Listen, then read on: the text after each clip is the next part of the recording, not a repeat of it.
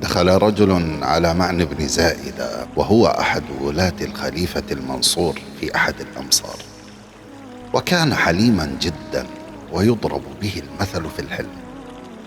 وذات مرة قال بعض الناس لأعرابي: سنعطيك 100 بعير إذا أغضبت معن بن قيس بن زائدة.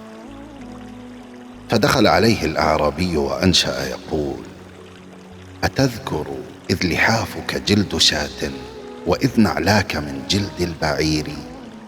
فقال معن: أذكره فلا أنساه. قال الأعرابي: فسبحان الذي أعطاك ملكا وعلمك الجلوس على السرير. فقال معن: إن الله يعز من يشاء ويذل من يشاء. قال الأعرابي: فلست مسلما إن عشت دهرا على معن بتسليم الأمير. فقال معن: السلام خير وليس في تركه ضير. فقال الأعرابي: سأرحل عن بلاد أنت فيها ولو جار الزمان على الفقير. فقال معن: إن جاورتنا فمرحبا بالإقامة، وإن جاوزتنا فمصحوبا بالسلامة. فقال الأعرابي: فجد لي يا ابن ناقصة بمال، فإني قد عزمت على المسير. فقال معن: أعطوه 1000 دينار تخفف عنه مشق السفر. فأخذها الأعرابي وقال: قليل ما أتيت به وإني لأطمع منك بالمال الكثير، فثني فقد آتاك الله الملك عفوا بلا عقل ولا رأي منير. فقال معن: أعطوه 1000 ثانية كي يكون عنا راضية.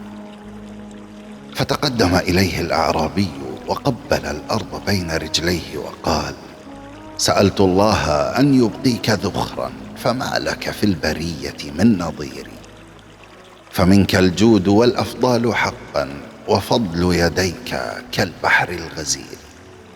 قال معن: أعطيناه على هجونا 2000، فليعطى 4 على مدحنا. فقال الأعرابي: ما بعثني على ما فعلت إلا 100 بعير جعلت لي على إغضابك. فقال معن: لا تثريب عليك. وأوصى له ب200 بعير، نصفها للرهان والنصف الآخر له. وخلاصة القصة: لم يكن حلم معن مجرد خلق عابر، بل كان تجسيدا حيا لقول النبي صلى الله عليه وسلم: ليس الشديد بالسرعة، إنما الشديد الذي يملك نفسه عند الغضب. فالقوة الحقيقية لا تقاس بحدة الرد، بل بقدرة الإنسان على أن يسمو فوق الاستفزاز ويجعل من الحلم هيبة ومن الكرم سلاحا. فاللهم ارزقنا حلما كحلم معن يا أرحم الراحمين. فاللهم ارزقنا حلما كحلم